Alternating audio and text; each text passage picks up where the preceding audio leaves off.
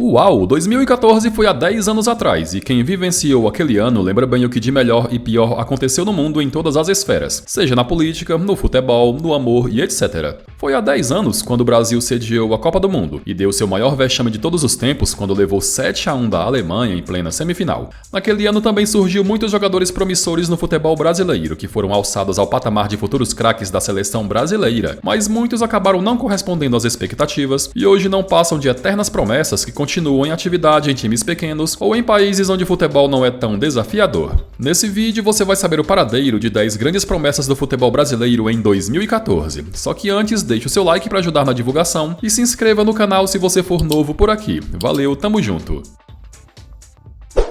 Em 2014, o Atlético Paranaense estava de volta à disputa da Copa Libertadores após quase 10 anos, com a última aparição tendo sido em 2005, quando foi vice-campeão perdendo a final para o São Paulo. No elenco do Furacão estava o garoto Marcos Guilherme, na época com 18 anos e já acumulando convocações para seleções de base, era tido como uma grande revelação do Atlético. Mesmo com a pouca idade, o meia-atacante foi bastante utilizado na temporada, tendo contribuído com gols e assistências. Com o passar dos anos, Marcos Guilherme foi ganhando mais experiência e em 2017 foi emprestado ao Dinamo Zagreb da Croácia, onde teve rápida passagem. Retornou ao Brasil no meio do ano para defender o São Paulo, onde teve alguns lampejos. Negociado com o Al-Ahly da Arábia Saudita, ficou lá pouco mais de um ano, até ser repatriado pelo Internacional. Sem muito sucesso no Inter, foi emprestado ao Santos, teve um novo retorno ao São Paulo, teve uma curta passagem pelo futebol da Rússia e desde 2023 vem defendendo o Varen Nagasaki da 2ª divisão do Japão.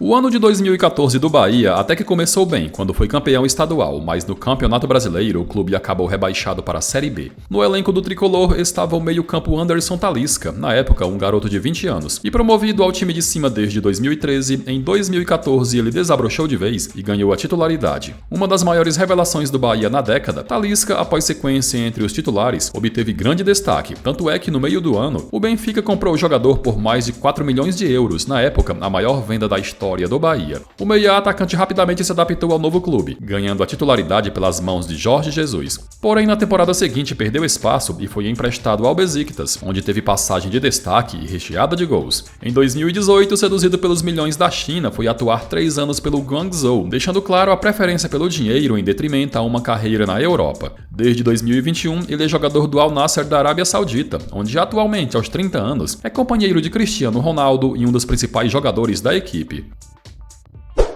O Sport em 2014 estava de volta à Série A e o ano começou bem com as conquistas do Campeonato Pernambucano e da Copa do Nordeste. Destaque na Copa São Paulo de Juniores, o atacante Joelinton, de apenas 17 anos, foi promovido ao time de cima pelo técnico Eduardo Batista, mas ficando boa parte do tempo treinando entre os profissionais, o garoto só foi ganhar mais minutagem na reta final do Campeonato Brasileiro, quando disputou 7 jogos, balançando as redes 2 vezes e dando uma assistência. Em 2015, ainda mais adaptado, ele chamou a atenção da Europa e o Hoffenheim da Alemanha pagou pouco mais de 2 milhões de euros pela sua aquisição. Emprestado ao Rapid Viena da Áustria, Joelinton se destacou no clube e retornou em 2018 para o Hoffenheim, onde só atuou por uma temporada, já que o Newcastle da Inglaterra demonstrou interesse em sua contratação e desembolsou mais de 40 milhões de euros para contar com seu futebol. Desde 2019 é jogador do clube, mas agora em nova função, com ele atuando mais recuado, podendo exercer o papel de volante e também de meia ofensivo.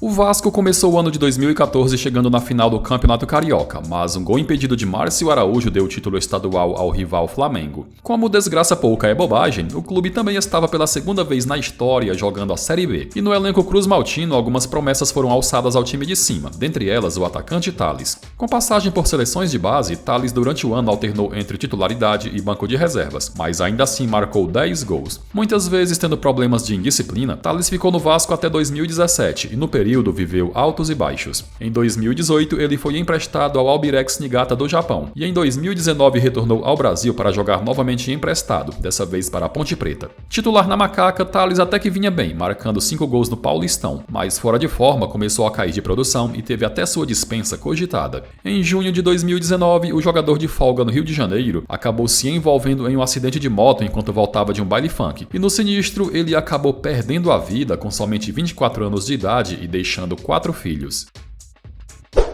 Em 2014, o Corinthians teve um ano com mais baixos do que altos, isso porque o clube nem obter a classificação no Paulistão conseguiu, não disputou nenhuma competição continental e de consolo obteve vaga na Copa Libertadores graças à quarta colocação no Campeonato Brasileiro. Algumas promessas foram integradas ao elenco profissional, dentre elas o atacante Malcom de apenas 17 anos. Tendo disputado a Copa São Paulo em janeiro, Malcom só foi ganhar mais oportunidades no time de cima no segundo semestre, quando até sequência no time titular conseguiu. Mas foi em 2015 que o garoto estourou de vez no time campeão brasileiro pelas mãos do técnico Tite. Vendido ao Bordeaux da França, ficou pouco mais de 2 anos no clube, até ser negociado com o Barcelona pela exorbitante quantia de 41 milhões de euros. Ficou apenas uma temporada no Barça, mas a ponto de marcar um gol em cima do Real Madrid. Na temporada seguinte, ele foi negociado pelo mesmo valor com o Zenit, e na Rússia, Malcom ficou por mais de 4 anos, se tornando artilheiro da equipe e um dos grandes destaques. Em 2023, a pedido de Jorge Jesus, o Al Hilal topou pagar nada menos que 60 milhões de euros pelo seu passe, e do clube vem mantendo a boa fase e a titularidade.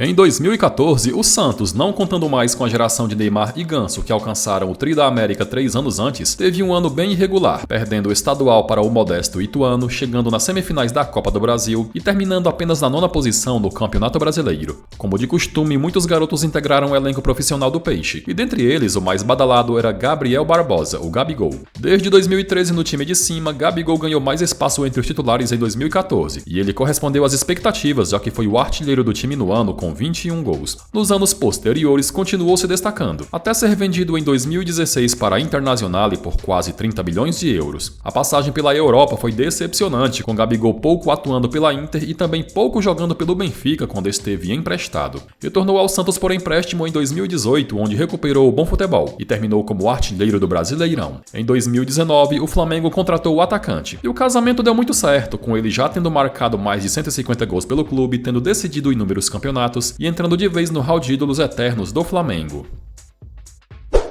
Em 2014, o Internacional começou o ano sendo campeão gaúcho, outra vez sobre o Grêmio, com direito à goleada de 4-1 no segundo jogo da final. No elenco colorado, comandado por Abel Braga, tinha muitos jogadores experientes, mas também tinha muitos garotos das categorias de base, dentre eles o promissor goleiro Alisson Becker. Alçado ao time de cima em 2013, o jogador que acumulava convocações para seleções de base pouco atuava, já que seu irmão Muriel foi o titular da meta durante toda a temporada. Para 2014, a concorrência aumentou ainda mais após o Inter contratar o experiente Dida, e foi a partir de uma expulsão do goleiro pentacampeão contra a Chapecoense no Campeonato Brasileiro que Alisson assumiu a titularidade e de lá não saiu mais. Se destacando na meta, foi convocado pela primeira vez para a seleção principal em 2015, e até hoje é lembrado em listas, sendo titular nas 2 últimas Copas do Mundo. Vendido a Roma, foram 2 temporadas na Itália, até o Liverpool desembolsar nada menos que 62 milhões de euros pela sua contratação, e nos Reds, onde está até hoje, se tornou ídolo e multicampeão. O Fluminense em 2014 passou em branco em todas as competições que disputou, chegando nas semifinais do Carioca, dando vexame na Copa do Brasil quando perdeu de 5-2 em pleno Maracanã para o América de Natal, e no Campeonato Brasileiro foi relativamente bem, terminando na 6ª posição. Como sempre, muitos garotos de Xerém receberam oportunidades no time de cima, e uma das maiores promessas do Flu em 2014 era o meia-atacante Kennedy, que vinha sendo convocado em várias categorias de base da seleção brasileira e já recebendo assédio do futebol europeu. Sem desabrochar no elenco principal, Kennedy até recebeu algumas oportunidades, mas a maioria foi vindo do banco de reservas, e em pouco mais de 2 anos como profissional no Flu, foram apenas 5 gols marcados. Negociado com o Chelsea, o jogador nunca teve sequência no clube, e nas oportunidades que teve sempre vinha do banco de reservas. Sem espaço foram vários empréstimos para o Watford, Newcastle, Getafe, Granada, retornou ao Brasil para uma passagem discreta pelo Flamengo, e desde a temporada passada vem atuando pelo Real Valladolid da Espanha, que está na 2ª divisão.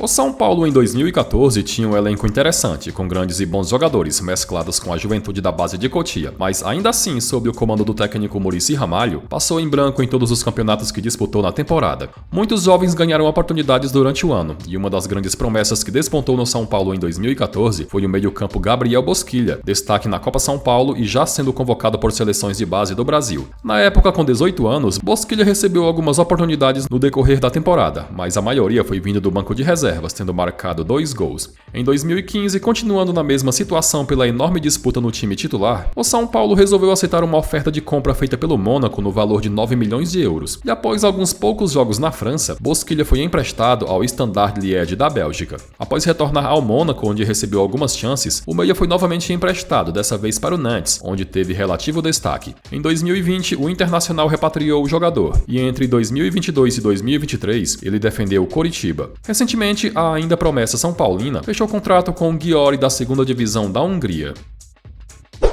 O Goiás, em 2014, iniciou o ano perdendo o estadual para o rival Atlético Goianiense e, ainda por cima na Copa do Brasil, acabou precocemente eliminado na primeira fase pelo Botafogo da Paraíba. Mesclando experiência e juventude, no elenco esmeraldino estava o atacante Eric, de 19 anos, que destaque nas categorias de base também já havia sido convocado para as seleções juvenis do Brasil. Profissional desde 2013, foi mesmo em 2014 que Eric estourou de vez, sendo um dos destaques do Goiás no Brasileirão, fazendo gols importantes que ajudaram o clube a escapar do rebaixamento. Tanto é que ele foi eleito a revelação daquele campeonato. Em 2016, Eric foi vendido ao Palmeiras, mas no clube pouco se destacou nos 2 anos que por lá esteve. Em 2018, foi emprestado ao Atlético Mineiro, onde também fracassou. E ainda em 2018, no segundo semestre, foi emprestado ao Botafogo, onde reencontrou o caminho do gol e ficou até metade de 2019, quando o Palmeiras resolveu emprestar novamente o jogador, dessa vez para o futebol japonês. No Yokohama Marinos, Eric se deu bem, marcando muitos gols, e com destaque o time chinês Changchun Yatai comprou o jogador por 2,5 milhões de euros. Após 2 anos atuando na China, Eric retornou ao Japão em 2023 e atualmente é jogador do Machida Zelvia, que joga a 1ª divisão. Bom galera, e chegamos ao final de mais um vídeo. Gostou? Então não esquece de curtir e de comentar.